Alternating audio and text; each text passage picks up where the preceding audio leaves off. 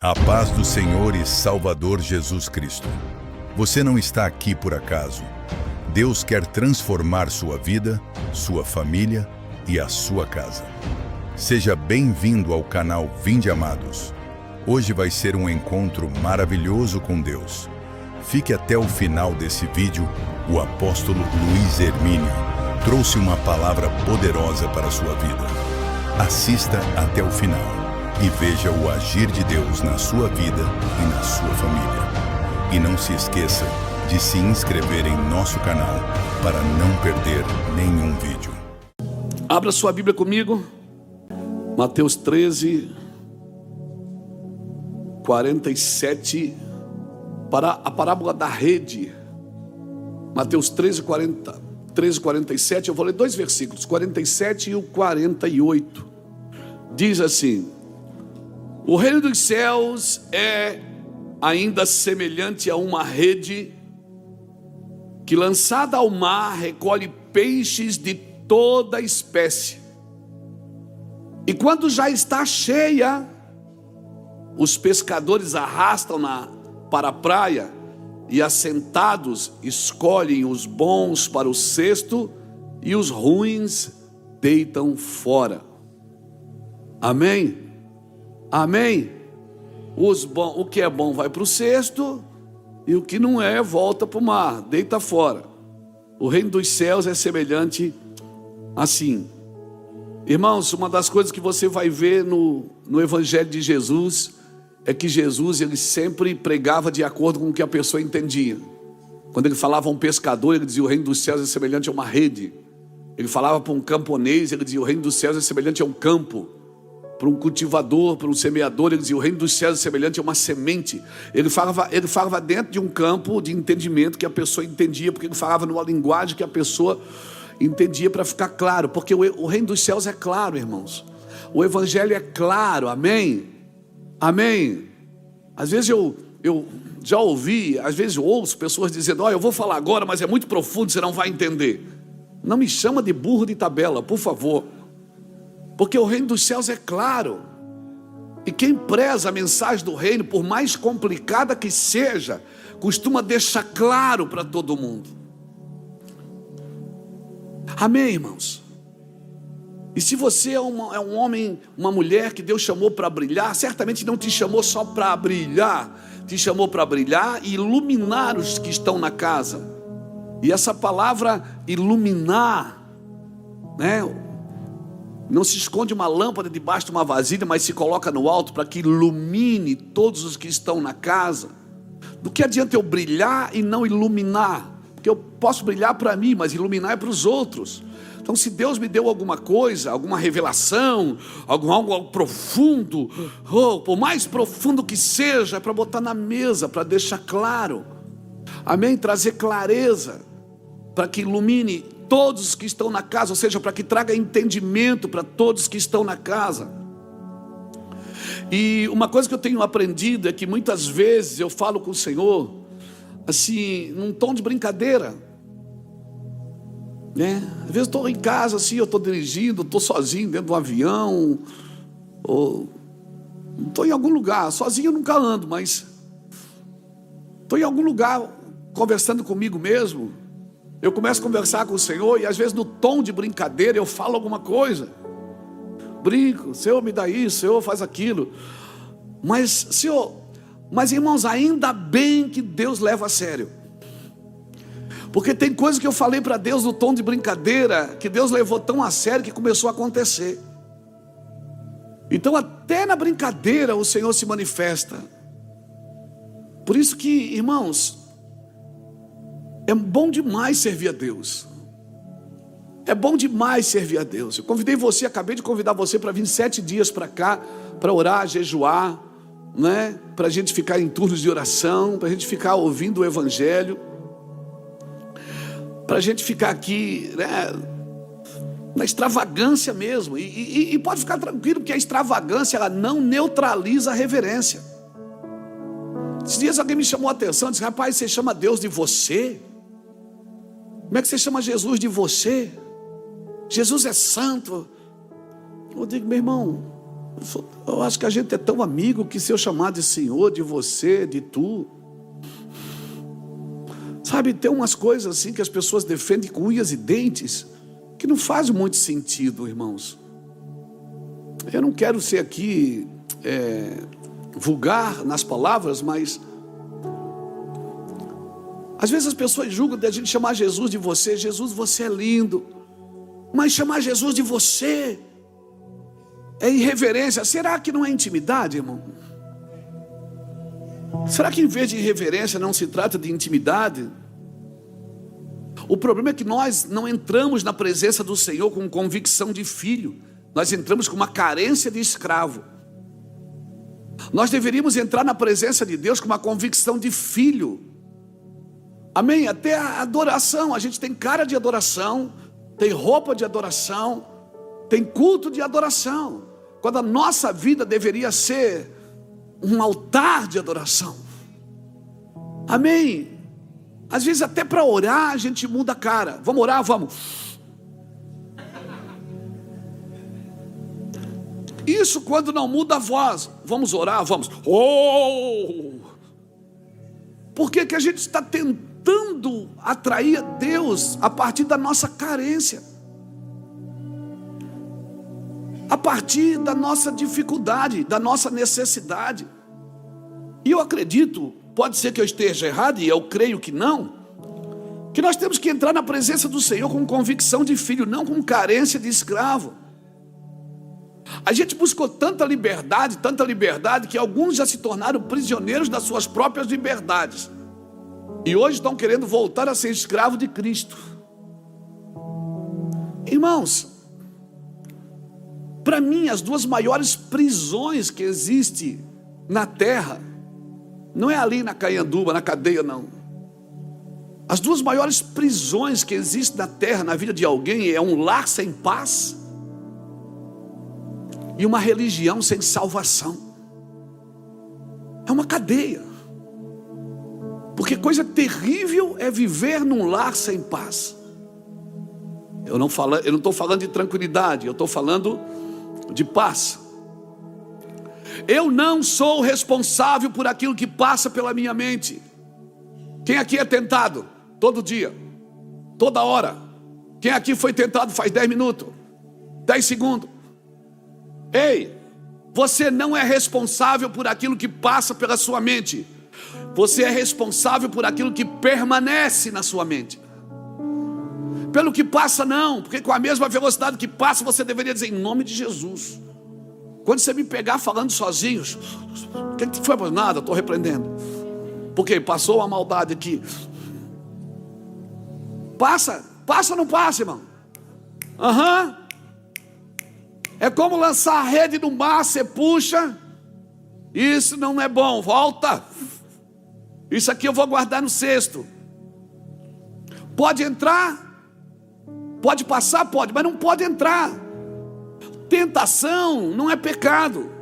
Mas se eu alimentar esta tentação no campo da minha mente, vai virar um pecado e eu não preciso nem consumar o ato. Isso eu não estou falando só de adultério, eu estou falando de fofoca. Aleluia. Eu estou falando de murmuração. Pessoa que pragueja tudo, está tudo errado. Eu e você precisamos aprender a ter um controle de qualidade sobre a nossa mente. Nós precisamos ter um controle de qualidade sobre a nossa mente. O Espírito, o sacrifício de Jesus na cruz não foi só para regenerar o Espírito, foi para renovar a mente. E a Bíblia diz que nós podemos ter a mente de Cristo. Paulo nos ensina em Filipenses capítulo 3 que nós devemos pensar nas coisas que são do alto, buscar as coisas que são de cima. Bota aqui Colossenses capítulo 3 para mim. Colossenses 3, versículo 1, diz assim: uma vez que vocês ressuscitaram para uma nova vida com Cristo, mantenham os olhos fixos nas realidades do alto, onde Cristo está sentado no lugar de honra, à direita de Deus. Pensem nas coisas do alto e não nas coisas da terra, pois vocês morreram para esta vida e agora sua verdadeira vida está escondida em Cristo em Deus. Olha ali, o 4. E quando Cristo, que é a sua vida, for revelado ao mundo inteiro, vocês participarão de sua glória. Pegou isso? Pegou isso? Então às vezes a gente ama Jesus. Quem aqui ama Jesus? Todos. Senão você não estava aqui. Você ama Jesus, eu sei que você ama Jesus. Mas às vezes tem pessoas que amam, mas elas não sabem demonstrar o amor. Tem pessoas que amam, mas nunca dizem que amam. Tem pessoas que amam, mas não revelam que amam. Tem pessoas que amam, mas a mente ainda está longe, está vagando. A mente ainda não foi restaurada. Mateus 5, 27, 28 diz assim: ouviste o que foi dito, não adulterarás. Eu, porém, vos digo, qualquer que olhar para uma mulher com intenção impura no coração, já adulterou com ela. Ou seja, adultério não é ver uma imagem voluntária, mas é aquilo que decidimos que permanece na nossa mente. Se permaneceu na nossa mente, você não precisa nem ter praticado o ato. Pegou? Pegou? Você não precisa nem ter praticado. Se você alimenta aquilo, se você fica alimentando aquilo dentro de você, isso é pecado. Então, o que é que nós precisamos, pastor? Nós precisamos ser limpos da memória genética. Como assim? O Senhor vai limpar nossa memória genética. Nós vamos de geração gloriosa a uma geração poderosa, porque Deus vai mexer na nossa mente. Irmãos, essa palavra Deus me entregou na Grécia. Eu estava lá na Grécia, irmão, o berço da intelectualidade, o berço da cultura, onde nasceu a cultura, onde nasceu a democracia, onde nasceu a Olimpíada, onde nasceu tantas coisas. Eu estava lá e Deus falou comigo. Deus pegou a Iraci lá. A Iraci, ela entrou num êxtase. Ela dizia assim para mim: Luiz, tu estás entendendo? Eu começava a rir e dizia: tô. Ela disse: não, é aqui, ó. Eu digo: sim, irmão, eu estou entendendo. Mas foi lindo de ver o movimento, sabe, a explosão dela. Ela entendeu, ela entendeu. Parece que ela está no evangelho há tantos anos, na mesma época que eu, 29 anos, mas caiu a ficha da gente lá. Que não é só amar. Não é só amar, pastor, que palavra pesada é essa? Não é amar, irmão, é pensar o dia inteiro. Por que eu tenho que pensar? Porque os pensamentos dão início às minhas ações. Faz uma coisa sem pensar para você ver o que dá. Mas assim como o homem pensa no seu coração, assim ele é. Então não adianta eu só... Não adianta? Que palavra forte. Mas para mim ficou muito verdadeira. Eu venho aqui e choro, levanto as mãos, choro, e choro de novo, e semana que vem eu choro de novo. Mas se não haver uma mudança de paradigma, se a chave não mudar aqui dentro, irmão, se eu não me posicionar... Mas eu não estou sentindo você, não estou falando de sentimento, eu estou falando de convicções. Convicções, amém, irmãos? Convicções. Nós precisamos ser limpos da nossa memória genética. Então, no que eu devo pensar? Isaías 26, versículo 3, põe aqui para mim. Vamos caminhar. Porque a gente arrasta um cesto, a gente arrasta para a praia, mas está me enfiando tudo no mesmo cesto, coisa boa e coisa ruim. Não, coisa ruim não pode permanecer na sua mente, amém? Amém? Quando você foi induzido a falar mal de alguém, fale bem.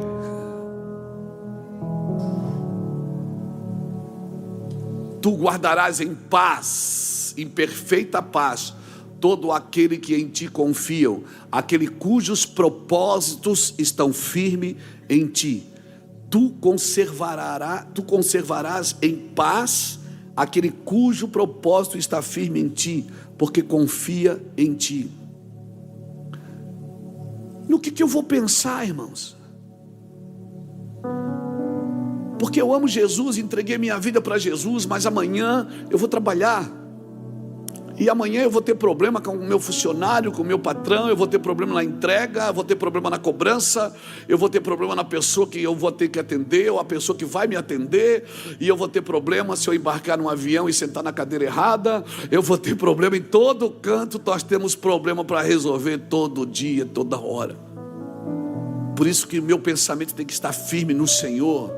Como o Senhor reagiria a isso, como o Senhor faria isso.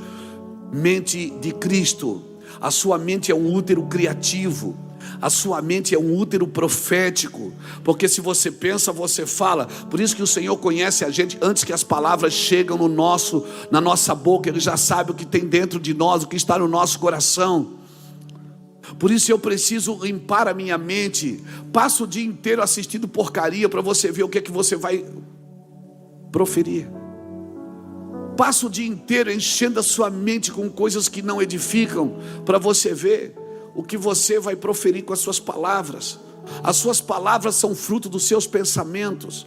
As suas palavras são fruto daquilo que você está vendo. Os sentidos da sua alma: tato, olfato, visão, paladar e audição. Eles têm acesso, sim, a alma tem acesso. E essas portas de entrada. Por isso que os discípulos estavam comendo sem lavar a mão. Jesus disse o que? Pior é o que sai da boca do homem, não é o que entra. Mas eles não lavaram a mão. Do que adianta? Vocês lavam a mão e só falam porcaria. Então, querido, em que ou em quem eu devo pensar? Essa é a primeira coisa que eu devo estabelecer na minha mente. No que eu vou pensar. Por quê? Porque a paz é o resultado de eu pensar em foco correto. A paz mental se alcança pelo tempo que você pensa nele. Deixe-vos a minha paz eu vos dou. Eu não dou como o mundo a dá, porque o mundo quer dizer para você que tranquilidade é paz. Tranquilidade não é paz. Como estará a sua mente é o resultado de tudo que você está pensando. Leia a Bíblia quando você acorda de manhã para você ver o que acontece. Aquele versículo fica dentro de você. Aquela palavra fica dentro de você, irmão. Daqui a pouco você está rindo e chorando, porque você diz: rapaz, não é que aconteceu o que eu li? Acorda de manhã, sentado na cama, já levanta os braços, dá glória a Deus. Senhor, hoje eu terei um dia abençoado. Ou não diga: Senhor, me dá vitória. Não! Senhor, hoje eu terei um dia abençoado, Senhor. Hoje, Senhor Deus, o meu louvor é teu, a minha mente está firme em ti, o meu propósito está firme em ti. O Senhor guardará em paz aquele cujo propósito está firme no Senhor, irmãos. Ele guardará em completa paz o que decide perseverar pensando e confiando nele. A paz é fruto do Espírito. A paz não é fruto de ter dado tudo certo. Muitas vezes não vai dar tudo certo, Jairson, mas a gente precisa ter paz.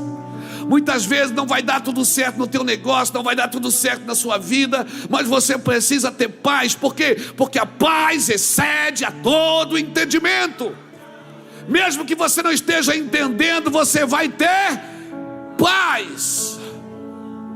E só tem paz aquele que conserva a sua mente, o seu propósito firme nele. Eu vou fazer isso e vai dar certo. Jesus vai me abençoar.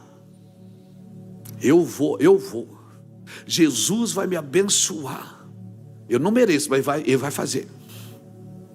Essa é a convicção, esse posicionamento que você precisa ter. Pastor, mas isso é autoajuda. Não, é ajuda do alto. Autoajuda é diferente de ajuda do alto. Ajuda do alto é em quem você emprega a sua palavra, em quem você emprega a sua mente, onde está preso os seus sentimentos. Amém, irmãos? A paz é fruto do Espírito. É fruto do Espírito ou não é? Então, por que eu devo procurá-la? A paz você só não encontra, você tem que perseguir a paz. Eu não devo só ter paz, eu devo perseguir a paz. A paz você persegue. Como assim, pastor? Salmo 34, verso 14. Aparta-te do mal e pratica o bom, o bem. Procura a paz e persiga. Salmo 34, verso 14.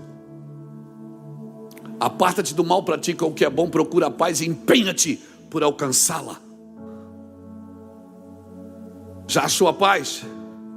Prossiga, entra mais, porque tem mais paz para você. Para que eu vou precisar de mais paz se eu já encontrei? Porque você vai entrar em guerras maiores do que essa que você está enfrentando.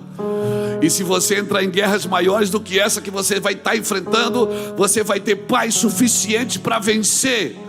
Não descansa na paz. A música que nós cantávamos antigamente, essa paz que eu sinto em minha alma, não é porque tudo me vai bem. Essa paz que eu sinto em minha alma é porque eu amo ao meu Senhor. Não olhe as circunstâncias, não.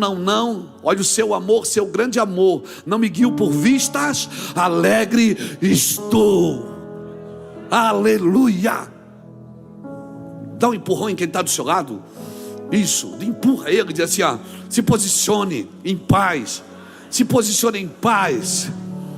Se posicione para guerrear suas guerras em paz. Em paz. Eu oro para que você tenha mais paz.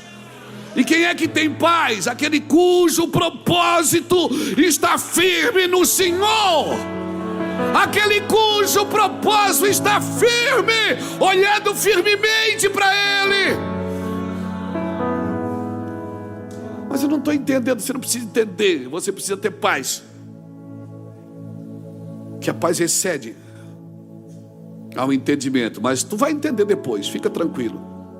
A paz você persegue. Como que eu persigo a paz? Perseguindo com a sua mente no Senhor, pensando nele e nas suas coisas, nas coisas que são do alto. Você vai encontrar paz. Não perca seu caráter, não perca sua conduta, nem as suas habilidades. E perdendo a paz, você perde tudo isso. Você perde tudo isso.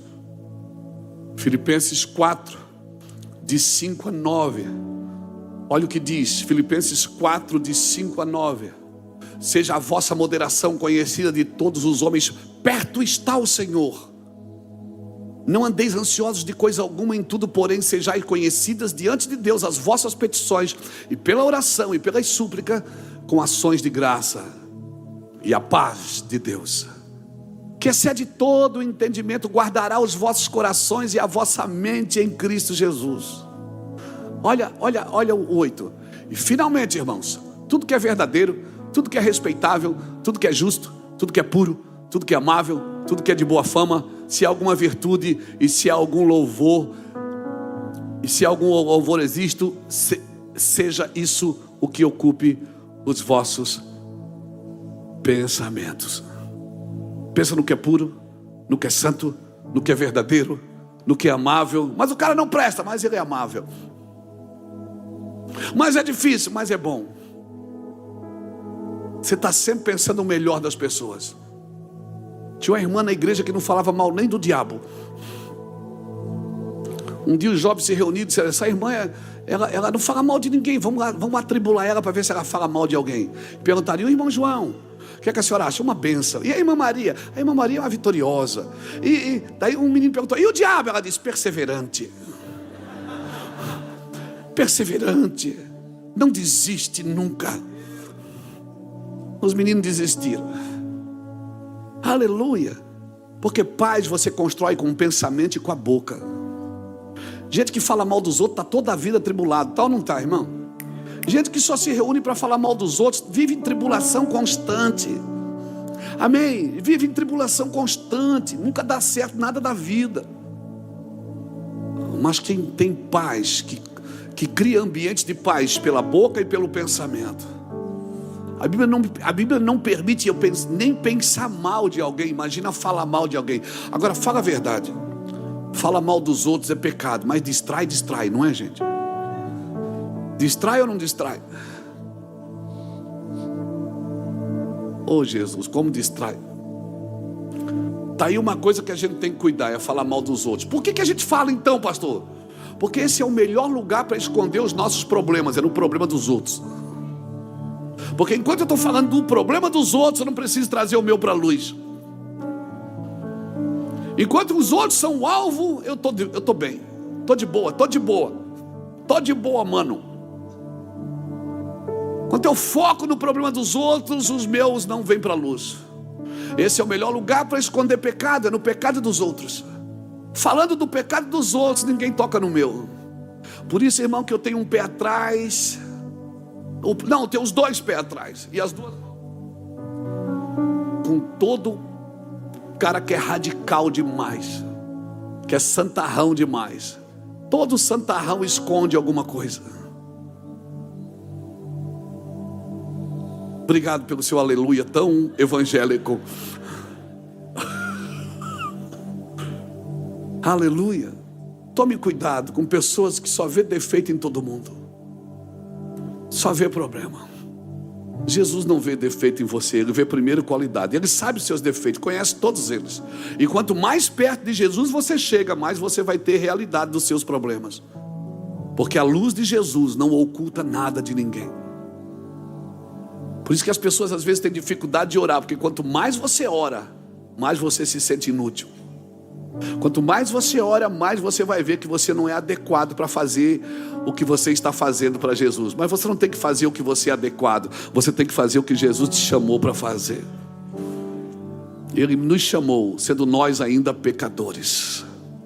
Ele nos salvou sendo nós ainda pecadores. Isso não é uma oportunidade para você continuar pecando e servindo a Cristo. Não é isso que eu estou dizendo. Não perca seu caráter nem sua conduta. Versículo 9, cadê? Aquele versículo 9 de Filipenses 4. Versículo 9 de Filipenses 4.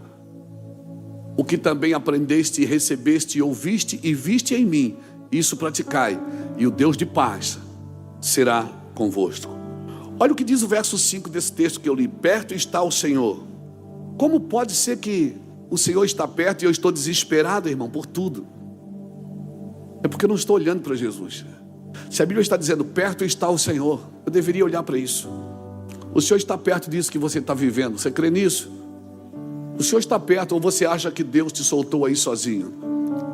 Tem alguns lugares que você entrou sozinho, e para todo lugar que você entrou sozinho, sem Deus, você vai ter que voltar. Ele não perdoou nem Elias. Ele disse: Elias, volta pelo teu caminho. Ninguém mandou você aqui para a caverna. Volta pelo teu caminho. Então, pastor, qual é a saída dessa confusão? Versículo 7, ele diz que não está dizendo que ele não ouve as pessoas. Versículo 7 não está dizendo que ele não atende às necessidades. Ele não está dizendo que não responde a oração, mas ele está dizendo que ele vai te treinar, teu coração e a tua mente. Querido, a tua maior vitória não é quando Deus responde às tuas necessidades. A tua maior vitória não é Deus responder o que você precisa. A tua maior vitória é aprender a governar no meio da crise, através de uma mente posicionada e de um coração correto. Essa é a sua maior vitória, aprender a controlar, a encontrar paz no meio da crise. Por quê? Porque eu vou ter que encontrar. Por que eu vou ter que encontrar? Deus não vai abortar o teu processo de treinamento. Jesus não vai facilitar o treinamento, você tem que treinar. Você tem que treinar. Por isso, irmãos, até um time de futebol tem 30 atletas, só joga 11. E o padrão da escolha é como ele se saiu no treinamento durante a semana. Um plantel de um time tem 30 jogadores, no mínimo 26. E só joga 11. Alguns vão para o banco e os outros nem escalados são. Porque é o padrão do treinamento, irmãos. O treinamento, Deus não vai abortar o processo de treinamento. Se Ele diz que seja conhecidas as vossas petições diante do Senhor, mas depois de pedir, Ele te ensina, deixa a paz reinar naquilo que você está falando e fazendo. Irmão, a casa que você vive é fruto do seu interior. A sua família é fruto do seu interior, é como você vive, como você reage a isso. Por isso que eu digo que uma das maiores prisões de um homem é ter uma casa, um lar sem paz. Porque eu não sei quanto a você, eu sou um cara que quando eu estou atribulado com alguma coisa, eu vou para minha casa para descansar a cabeça. Eu não saio de casa para esfriar a cabeça. Eu saio de casa para desfrutar. A minha casa tem que ser o melhor lugar do mundo. Amém? Por isso que o diabo vai lutar contra a tua casa, para dividir a tua casa, porque casa dividida não subsiste. Satanás vai lutar para dividir seu lar, para dividir sua família, para dividir seus filhos. Por quê? Porque uma casa administrada pela paz de Deus, ela excede a todo o entendimento, irmão. Até no meio da necessidade ela sabe se virar. E no meio da fartura, quando a fartura vier, ela também sabe desfrutar. Por isso uma das maiores prisões é uma casa sem paz, sem vida, sem paz. Agora, diga comigo, paz não é tranquilidade. O sinal que tu vive no reino de Deus é a paz. Nós estamos em guerra. Mas quem é que vence a guerra? É o príncipe da guerra? Hein, irmão? Não, é o príncipe da paz. Quem vence a guerra é o príncipe da paz. Em breve o Deus de paz esmagará a cabeça da serpente. Não é o Deus da guerra, é o Deus da paz. Porque só um homem de paz consegue entrar em guerras profundas contra as trevas. Só uma pessoa de paz, uma pessoa que não está em ansiedade, que não está em depressão, que não está em estresse, é uma pessoa de paz. Por isso o diabo quer... Você acha que o diabo quer te tirar da igreja? Não, ele quer tirar você da paz. Porque uma pessoa sem paz, ela não pensa, ela nem equaliza a sua vida. Ela nem percebe com quem ela está lutando e as armas que ela precisa usar. Por isso você precisa de paz, irmãos. Você precisa de paz. Quem esmaga a cabeça da serpente é o Deus da paz. Nós estamos em guerra. E eu vou repetir, não seja ingênuo. Você nunca terá tranquilidade. Eu, pastor, agora o senhor me pegou. Não vai. Ah, você veio para a igreja achando que ia ter tranquilidade? Não, se arrumou foi mais guerra. Por quê? Porque antes você servia a carne, agora você não serve mais. Antes você servia a carne, agora tem uma luta. Uma luta, você diz para a carne, não, aquieta-te dentro de mim, alma, porque estás abatido, ó minha alma. Oh, a carne quer uma coisa. E olha, eu vou dizer, a carne quer coisas boas, não é coisa ruim não, é tudo coisa boa. E você diz, não, sangue de Jesus tem poder, eu quero viver na paz. Eu quero viver na paz. É uma das consequências do pecado é tirar o homem da paz. E não seja ingênuo, meu irmão. O diabo não quer te tirar da igreja. O diabo só quer que você perca a paz. Porque do que adianta servir um Deus de paz em meio à confusão, em meio à intranquilidade? Aleluia. Eu não sei quanto a você, mas você já viu como é difícil lidar com pessoas sem paz? Já viu? Como é difícil lidar com pessoas sem paz? Que elas veem confusão e problemas em tudo. Elas vivem em uma intranquilidade constante. Se você não sabia, eu vou repetir. Você vai viver em guerra constante. Do que adianta ter agilidade e não ter paz? Do que adianta ter dinheiro e não ter paz? Do que adianta ter carro e casa bonita e não ter paz para desfrutar? A paz você tem que achar e perseguir, encontrar e perseguir para encontrar mais. E agora que achaste a paz, aí tu podes entrar no versículo de número 8 de Filipenses capítulo 4. Olha o que diz o versículo de número 8 de Filipenses capítulo 4. Diz assim: e finalmente, irmãos, tudo que é verdadeiro, tudo que é respeitável, tudo que é justo, tudo que é puro, tudo que é amável, tudo que é de boa fama, e se há alguma virtude, e se há algum louvor existe, seja isso que ocupe o vosso pensamento. Tem paz? Agora você pode entrar no versículo 8. Já podes pensar no que é bom. Só é possível pensar no que é bom se estás em paz. Se não conquistas a paz, não podes conquistar o governo da tua mente. Porque a mente, pastor, é governada pela paz. A mente, irmãos, é governada pela paz. E depois que tu conquistas a paz, a mente tem a capacidade de dizer para você o que você deve pensar. E aí, você já acaba controlando até o que você vai pensar. Passou, você já diz, sai. Não é aqui a minha mente. Ele pode até sobrevoar sobre ela, mas não pode pousar sobre ela. Uma mente de governo, que governa bem a sua vida, é porque primeiro ela já foi governada pelo Espírito. E se ela está governada pelo Espírito, ela está governada pela paz. E aí você começa a governar também o que você pensa. Então anota aí. Primeiro, tu não podes pensar qualquer coisa. Segundo, não é o diabo que decide o que você pensa.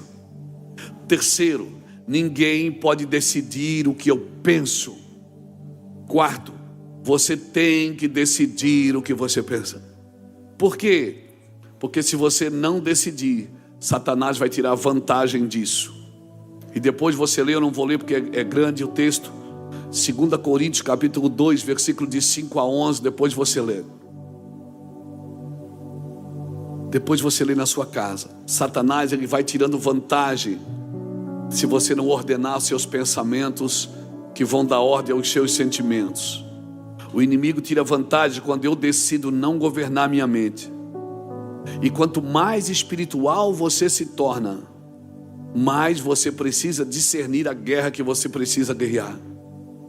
Eu estou te dando aqui nessa noite, irmãos, ferramentas que vão te ajudar a viver num tempo de crise. Porque num tempo de crise as pessoas vão fazendo coisas absurdas. Quantas coisas absurdas você tem visto nos últimos tempos acontecer? E para que isso não bata na sua casa, na sua porta, e não aconteça no meio dos seus, você precisa viver em paz. A paz que excede a todo o entendimento. Se por um caminho vier contra mim, o que é que diz Deuteronômio capítulo 8, versículo 7? Por 7 caminhos vai ter que fugir. Eu controlo a minha mente. Amém, irmãos? Se tu não controlar a tua mente, não, como é que eu controlo? Acabei de dizer, paz, pensando nas coisas que são do alto. O diabo ele atira dardos todos os dias. O importante não é o que vem contra ti, mas o que tu permites que entre e te domine.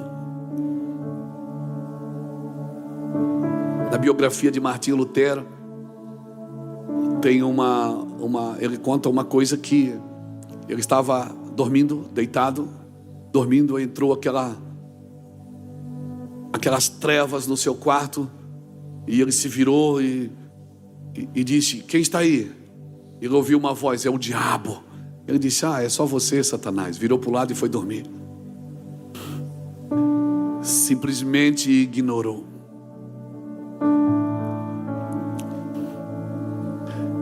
Que controle nós precisamos, irmãos? Que controle Jesus tinha para não deixar ninguém tirar ele do alvo que era a cruz?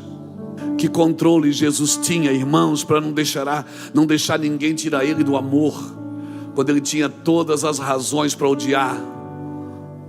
Que controle que ele tinha, irmãos? Uma mente de paz. Por isso ele é o príncipe da paz. Louvado seja o nome do Senhor. Gente que governa a sua mente. Para que eu preciso governar minha mente? Porque pessoas que governam bem a sua mente vão governar ambientes, Mateus. Vai governar ambientes. Vai governar territórios. Amém, irmão? Gente que governa a sua mente, governa tudo ao seu redor, pela palavra, pelo pensamento. Não é pensamento positivo, irmãos. Não é isso. Não é positivismo. É declarações. É paz. Mentes de paz governarão. Uma vez quiseram empurrar Jesus de um precipício lá de Nazaré, ele saiu no meio deles.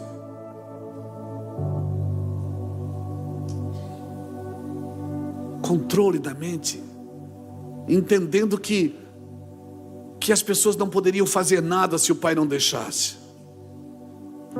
A sua memória, ela precisa te fazer lembrar das origens. O nosso corpo, o nosso DNA vem dos nossos pais, mas o nosso espírito, irmãos, ele vem de Deus. E se eu fui eleito antes da fundação do mundo, eu fui eleito em Deus antes de ter o DNA dos meus pais. Você tem o DNA dos seus pais. Jesus era decidido. Olha João capítulo 8, versículo 12, olha isso. Eu vou ler até o 15. João 8, 12 a 15 diz assim: de novo lhe falava Jesus, dizendo: eu sou a luz do mundo, quem me segue não andará em trevas, pelo contrário, terá a luz da vida. Então lhe objetaram os fariseus: tu dás testemunho de ti mesmo, logo o teu testemunho não é verdadeiro. Respondeu Jesus e disse-lhes: posto que eu testifico de mim mesmo, o meu testemunho é verdadeiro, porque sei de onde vim e para onde eu vou, mas vós não sabeis de onde venho, nem para onde eu vou. Vós julgais segundo a carne, eu a ninguém julgo. Eita! Aquele que poderia julgar não se deu o direito de julgar, ao contrário, resolveu morrer. Aquele que poderia apontar o dedo e dizer: você é um pecador miserável, um desgraçado, você é um maldito, ele resolveu não julgar, ele resolveu morrer por aquela pessoa, irmãos. Esse é o meu Jesus, eu sei de onde vim, sei para onde vou, foi isso que ele disse.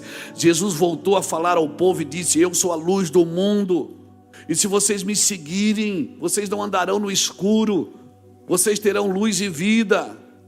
Também você fala de você mesmo, como é que seu testemunho vai ser verdadeiro? Ele disse: sabe por que é verdadeiro?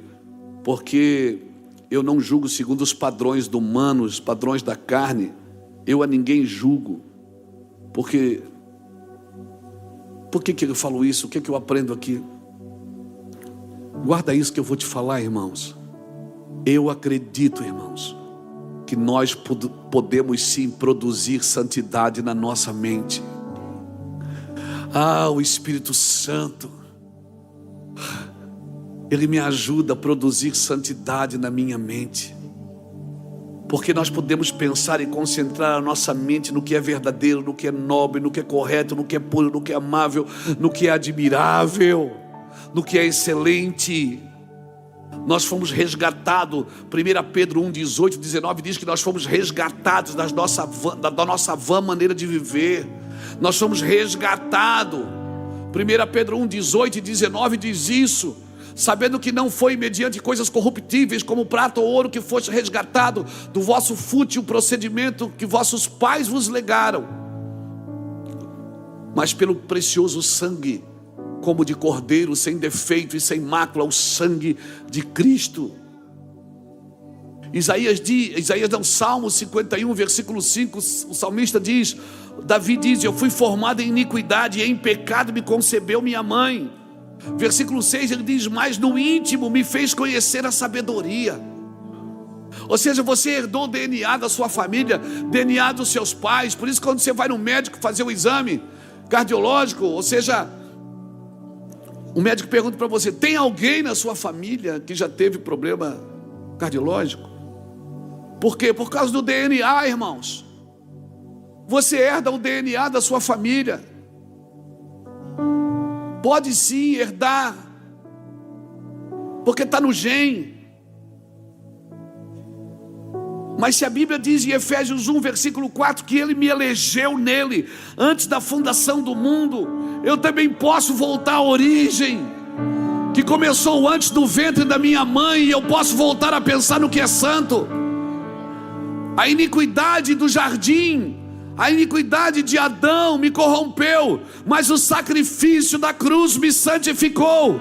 E se me santificou, teve a capacidade também de santificar a minha mente. Por isso eu posso pensar nas coisas que são do alto, como se eu já estivesse lá, como se eu já estivesse vivendo com Ele, vendo na sua plenitude, embora a Bíblia diz que eu ainda não vejo como Ele é. Aleluia! Mas é capaz sim de produzir santificação. Se tudo que Adão perdeu por causa do pecado, eu posso reconquistar sim tudo que Adão perdeu por causa da justiça de Cristo na cruz. Eu posso reconquistar sim. Assim como ele entrou no inferno, eu também posso entrar e tomar da mão do diabo tudo que foi roubado da minha família, todos os pecados que eles cometeram. Como isso, pastor? Eu posso sim. Eu sou um sacrifício geracional. Eu posso sim tomar da mão do diabo toda a iniquidade que a minha família cometeu. E daqui por diante, da minha geração em diante, meus filhos não vão viver a iniquidade da minha casa, as doenças que a minha casa viveu, em nome do Senhor Jesus Cristo.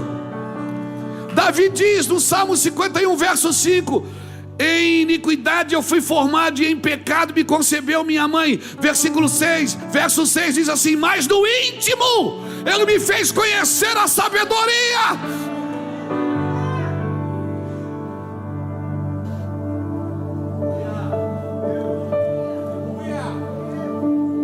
Eu sou assim porque meu pai era, eu bebo porque meu pai bebia. Isso é herança da minha família. Mas eis que eu faço nova todas as coisas. Jesus é capaz de mudar a transgressão familiar, o pecado familiar, a doença familiar, os espíritos familiares. Ah, meu Deus, pode tudo isso ser mudado, e a partir de você uma nova geração vai nascer, amém?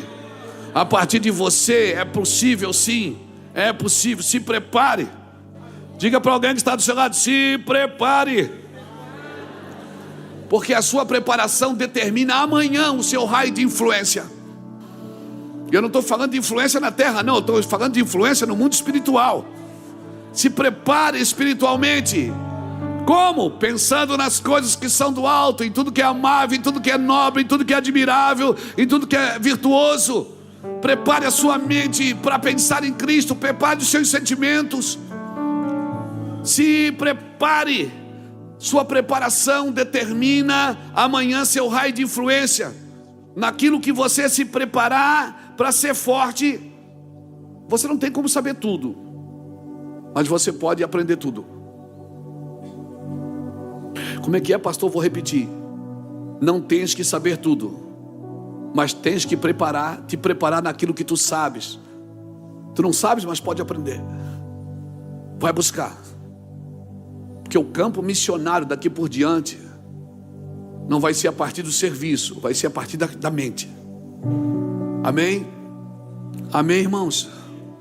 Tem que ser a partir da mente, a partir de quem tu és. Nós não vamos precisar mostrar crianças comendo rato para levantar ofertas. Nós temos que nos posicionar de outra forma. O campo missionário daqui por diante são daqueles que se preparam. Por que você está falando isso, pastor? Porque, irmãos, as oportunidades sempre jogam a favor daqueles que estão preparados. Ainda que não estejam preparados, mas estejam prontos. Então se prepare naquilo que você é bom. Você joga futebol? Treine. Se você é empresário, prepare a sua mente. Se você ouça bons conselhos, amém? Aprenda com quem já pisou antes que você.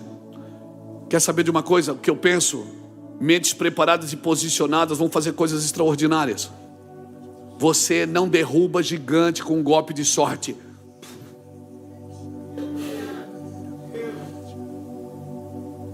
Não espera pela sorte, irmão.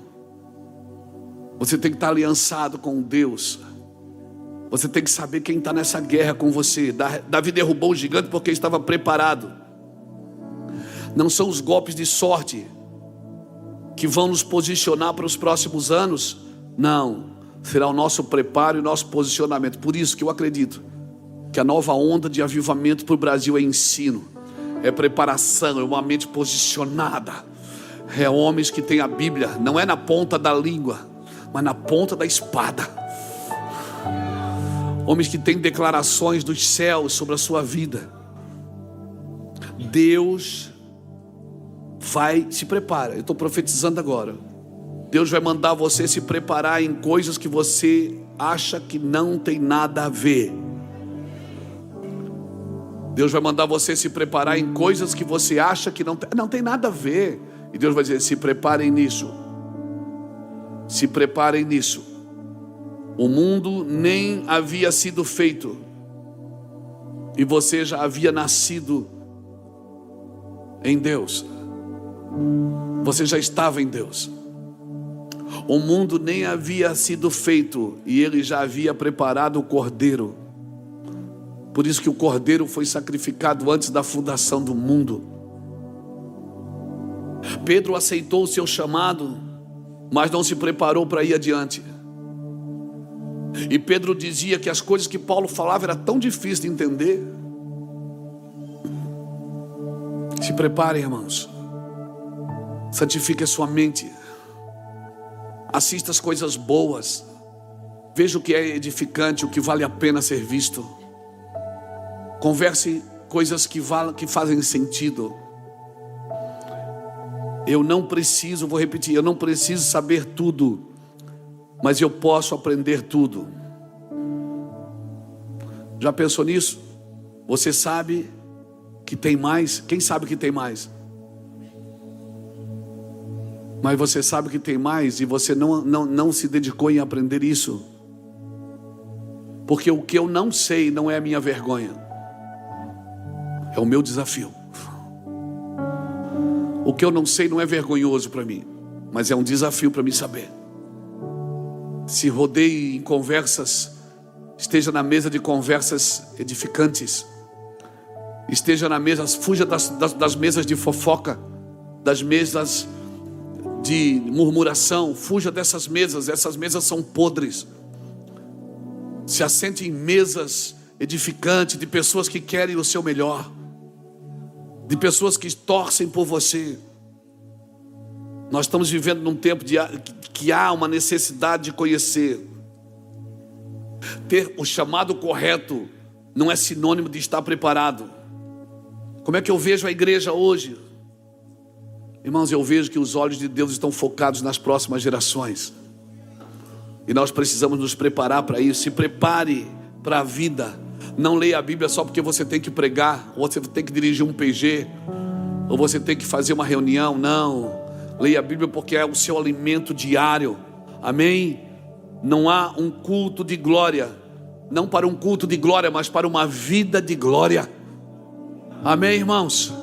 Amém? Aleluia. Essa semana a gente fez a última viagem do ano. Também está acabando o ano, né? A gente chegou ontem. Chegamos ontem. A Iraci chegou sexta e eu cheguei ontem. Nossa última viagem do ano. Quando a gente fala assim, as pessoas agora, bom descanso, boas férias, bom isso. Mas as pessoas pensam que a gente vai descansar de Deus. Não, nós vamos descansar de crente, irmão. Não vamos descansar de Deus. Eu acho que nem de crente, né, amor? Só quem ama os crentes é Jesus e eu. Os crentes estão descobrindo até onde a gente tira férias e vão atrás. Eles compram também.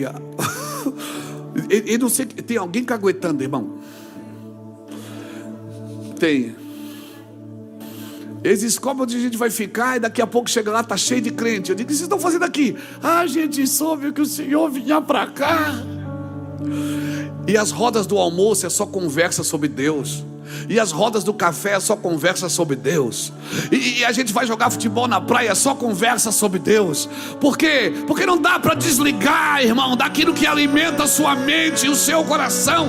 Quem é que se desliga disso? Eu não quero me... Ah, mas você tem que se desligar. Me ensina como? Eu não sei como.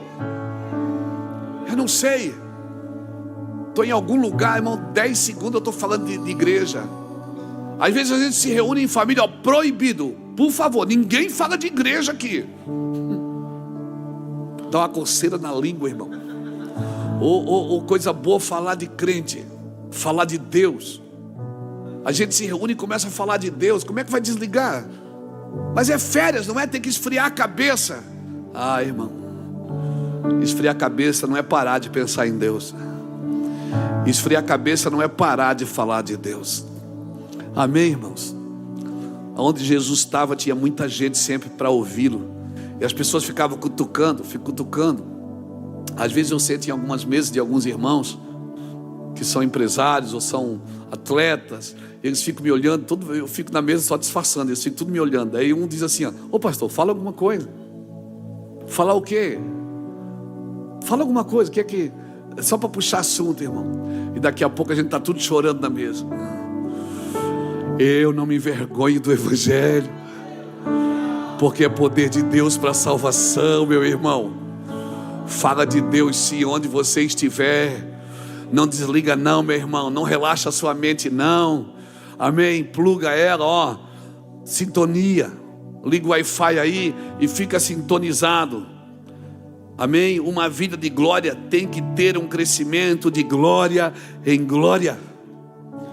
Aleluia. Se sua vida espiritual cresce muito, mas a sua mente não cresce, você não vai entrar no propósito de Deus. Nós temos que sair de uma mente espiritualista e entrar numa mente de governo espiritual, que governa sobre a carne. Que governa sobre a carne. E a primeira carne que nós temos que governar não é a carne dos outros, é a nossa carne. Você está entendendo?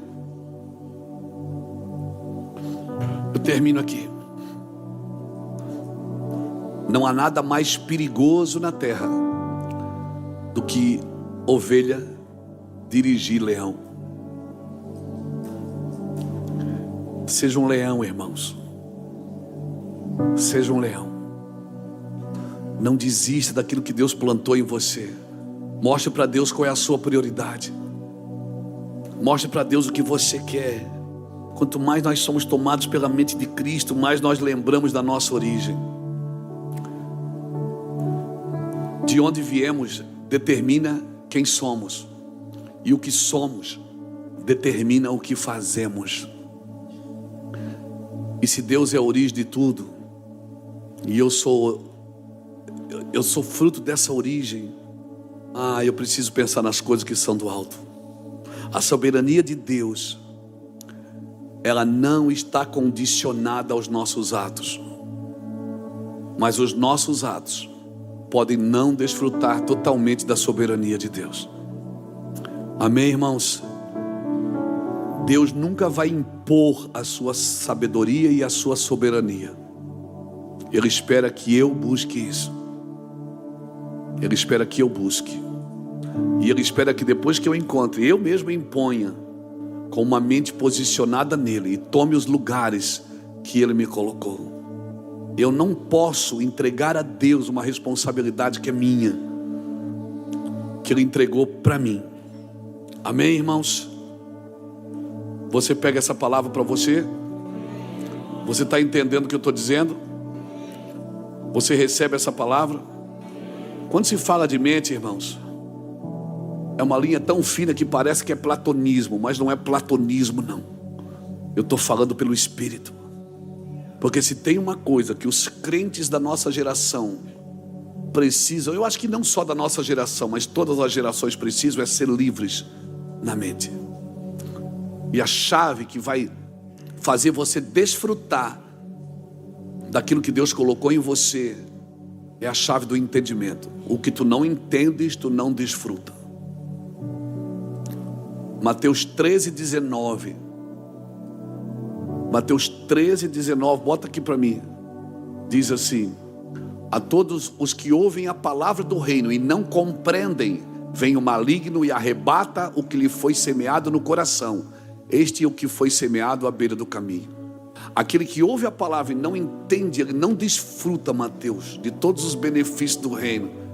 Ele vive 30 anos na igreja, atribulado na fila dos pedintes, porque ele não está desfrutando do que é dele. Por quê? Ele ouviu, mas não entendeu. Não entendeu. O diabo rouba a semente da onde? Do coração. Eu sei que você ama Jesus. Eu estou falando isso com muito cuidado. Porque eu sei que você ama Jesus. A sua dificuldade é aqui, ó. É aqui que o diabo trabalha. O diabo quer tomar a sua mente.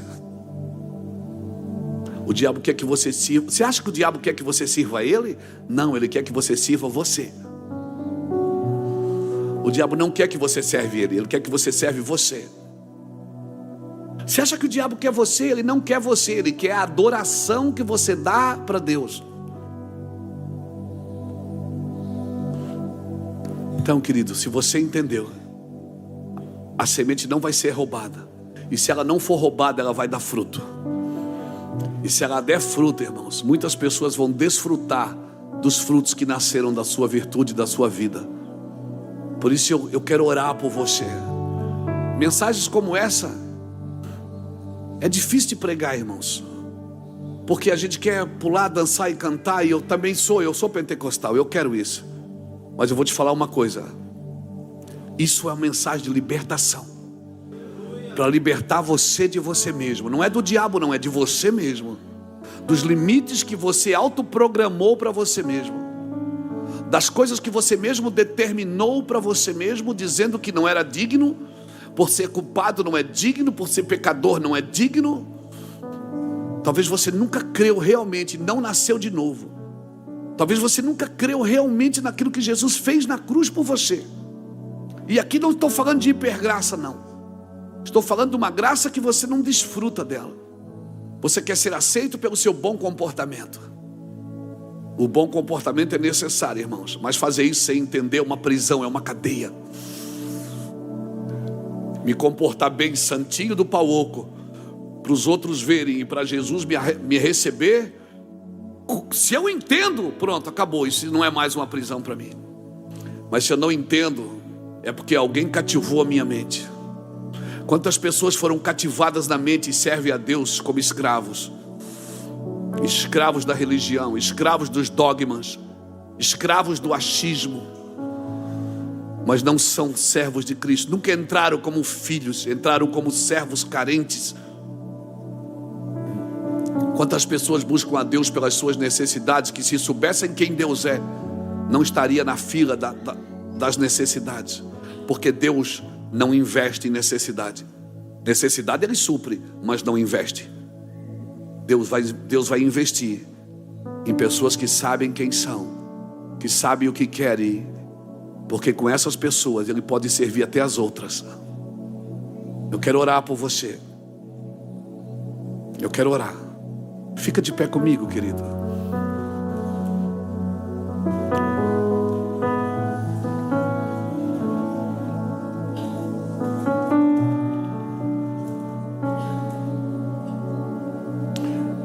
Oh. Oh.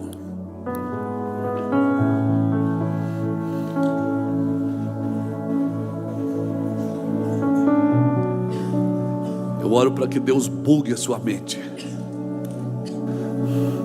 Isso não é filosofia, não é mitologia. Isso não é, irmãos, não é autoajuda.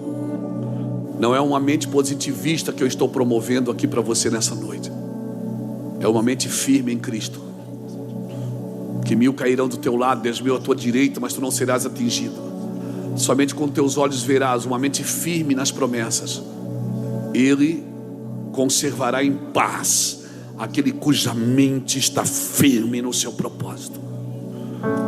Que no dia mau ele está bem, no dia bem ele está bem. Ele está bem no sol, Ele está bem na chuva, Ele está bem no frio, Ele está bem no calor, Ele está bem no alto, Ele está bem embaixo, Ele está bem na montanha e Ele está bem no vale. Ele está bem, Ele está resolvido, Ele sabe o que está, Ele sabe para onde Deus vai levar. Por isso Jesus dizia: eu sei de onde vim e sei para onde vou. Por isso meu testemunho é verdadeiro. Mas vocês não sabem de onde vim, nem para onde vou. Ou seja, vocês não sabem quem eu sou. Não sabendo quem eu sou, você não sabe nem quem você é. Quando você descobre quem Ele é, você descobre quem você é. Quando ninguém sabia responder quem era Jesus, Ele perguntou: vocês o que dizem? Pedro disse: eu sei, tu és o Cristo, o Filho do Deus vivo. E Ele disse: uau, Pedro, não foi carne nem sangue quem te revelou, foi meu Pai que está no céu. Aí ele disse: eu também te digo que tu és Pedro. Quando você descobre quem ele é, você descobre quem você é.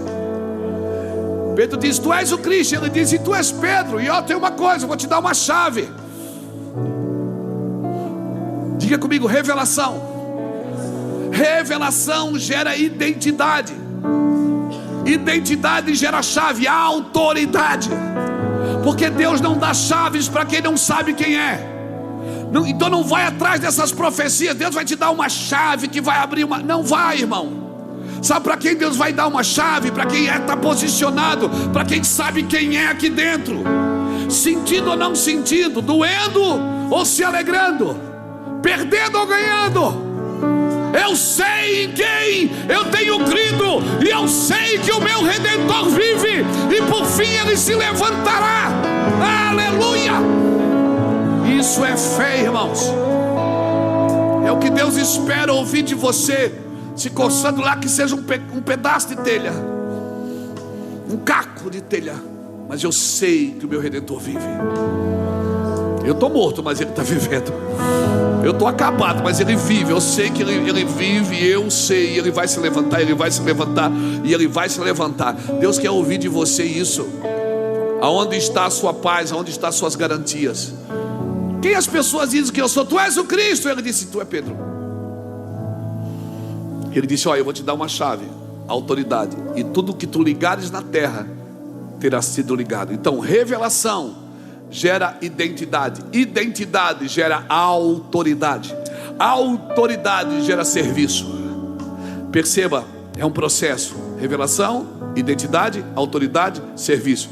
Pessoas querem entrar no serviço sem ter autoridade, sem ter identidade e sem saber quem ele é. E por isso vão trabalhar para Deus e se arrebentam, porque eu não posso trabalhar para Deus sem saber quem ele é. Eu não deveria, pelo menos. Então a escola, qual é a maior escola para um pastor? É a oração.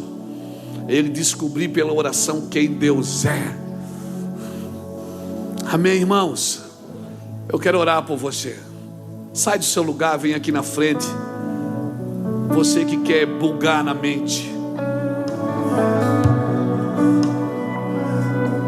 Eu queria pedir que você olhasse para mim.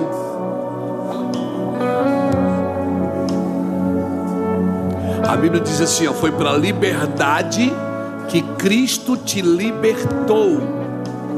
Mas eu já fui liberto. Pode ser liberto e não estar vivendo em liberdade. Foi para a liberdade que Cristo te libertou.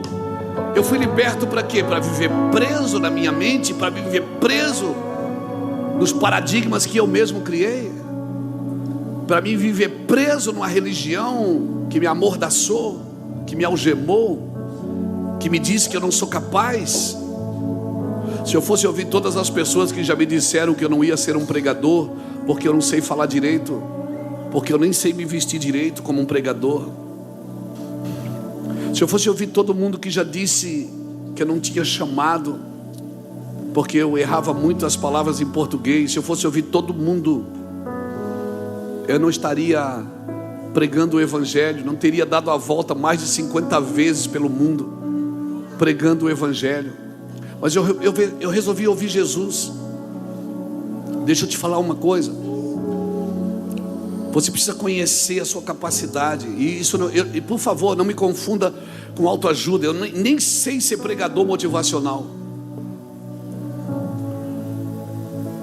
Mas isso tem a ver com a sua falta de perseverança, de desistir fácil das coisas que Deus te deu. Isso tem a ver com não perseverar. Não perseverar. Desistir porque alguém disse, alguém pensou, o que os outros vão falar, o que os outros vão pensar. Eu vou te falar, quem serve a Deus não tem mais reputação. Quem tem uma mentalidade eterna não dá atenção para coisas passageiras. Coisas que te amedrontaram, abandonos que te algemaram, que te prenderam, rejeições que você ainda viveu, E ainda estão presas aí na mente. Seu coração é de Jesus. Eu sei que seu coração é de Jesus, você ama Jesus. Mas coisas que não foram resolvidas com os pais, coisas que não foram resolvidas com o cônjuge, coisas que não foram resolvidas às vezes nem com um amigo, coisas que te aprisionaram, palavras que você ouviu que te prenderam, abusos de autoridade, abusos sexuais, abusos que você viveu. Cara, isso tudo te prendeu na eternidade. E aí cada vez que você está para dar um passo a mais, você recua. Deus não tem prazer. Nós não somos daqueles que retrocedem para a perdição. Nós somos daqueles que avançam para a vida eterna. Irmãos, não é porque é minha esposa, mas a pessoa mais firme que eu conheço, mais firme e decidida, é a minha esposa, a Iraci. A Iraci não tem muito converseiro não. É sim, sim e não, não. Não tem muito sentimento na parada não. É papo. E às vezes o que nos falta é que nós estamos romanceando. Nós estamos servindo a Jesus emocionalmente. E emocionalmente, quando nos falta sentimento, nos falta decisões. Porque a gente toma muita decisão por sentimento, não por convicção. Porque não está sentindo, não reage. Não, cara, toma uma posição hoje. Irmã, toma uma posição hoje.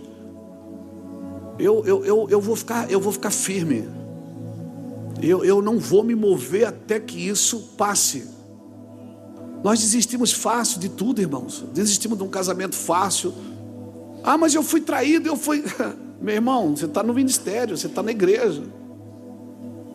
Você ama, quem ama vai correr riscos. Quem ama vai correr risco. Confiar é correr risco de ser traído. Amar é correr risco de não ser correspondido. Mas hoje o mundo te ensina o que? Não tolere. Quando é na tolerância que você aprende a ter uma mente de paz. Quando a Bíblia diz, vós que sois fortes, tende paciência com os mais fracos. Você que não consegue, você que já achou o lugar, tenha paciência com quem não chegou ainda. É na perseverança que você adquire essa massa espiritual que vai te manter firme. É perseverando. Olha o que diz. Bota aqui para mim, Tiago capítulo 1, versículo 1 e 2, se eu não me engano, 1, 2 ou 3. Tiago 1, 2 e 3, se eu não me engano é isso. Meus irmãos, tende por motivo de grande alegria o passardes por várias provações. Por quê? Sabendo que a provação da vossa fé, uma vez confirmada, produz o quê? Perseverança. E a perseverança? Ora, a perseverança deve ter ação completa, para que sejais perfeitos, íntegros e em nada deficientes. A minha tradução diz, para você ser perfeito, inteiro e de nada ter falta. Íntegro e inteiro é a mesma coisa. Você está me entendendo? Tende alegria por passar por provações, sabendo que a prova da vossa fé desenvolve a perseverança, e a perseverança deve terminar a sua obra, para que sejais maduros, completos, não tendo falta de nada.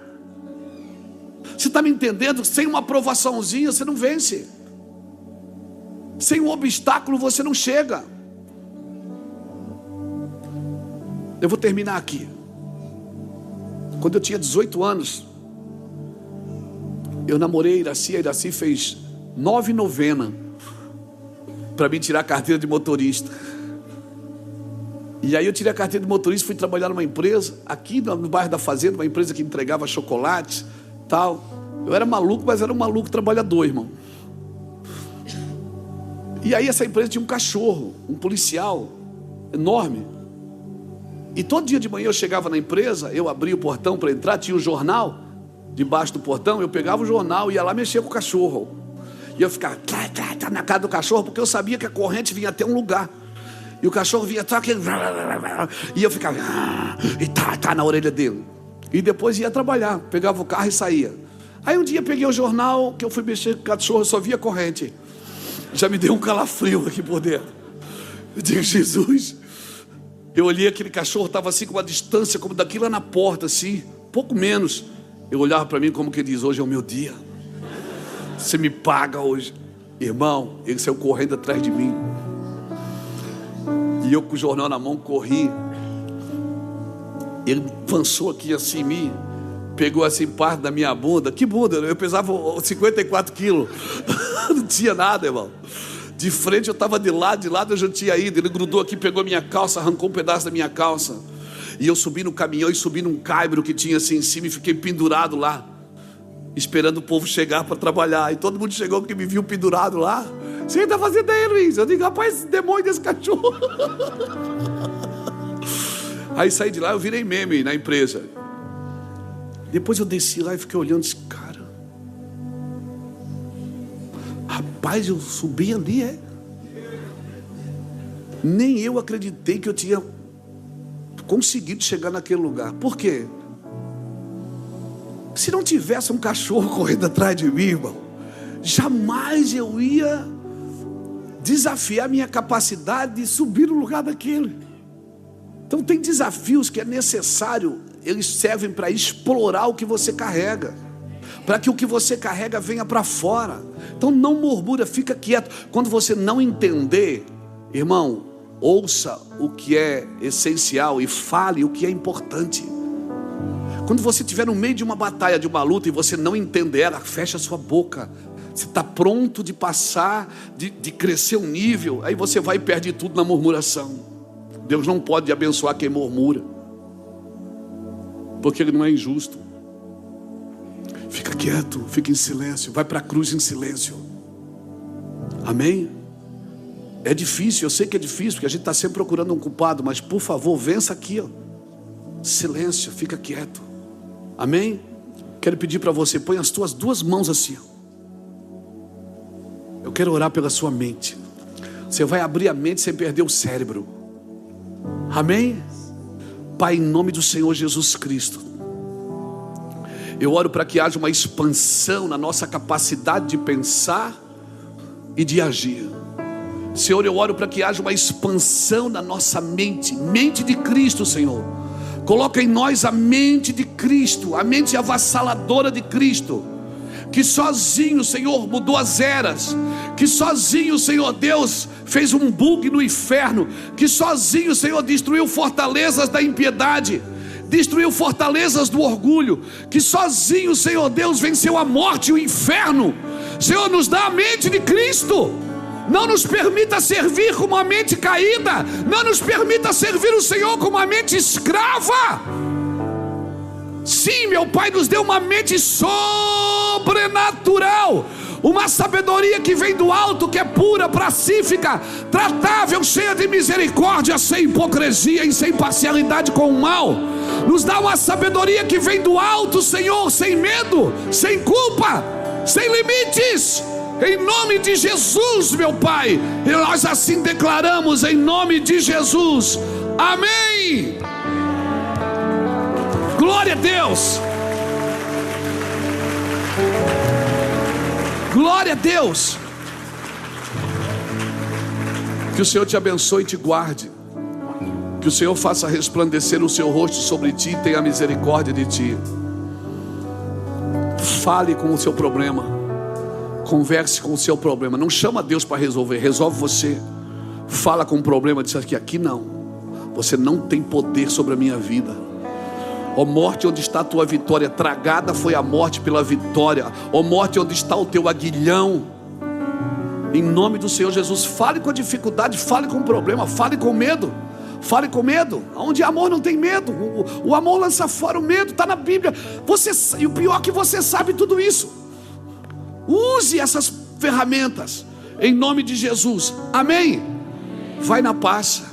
Que o Senhor te abençoe e te guarde. Que você tenha uma semana extraordinária, com uma mente que foi expandida pelo Espírito de Deus.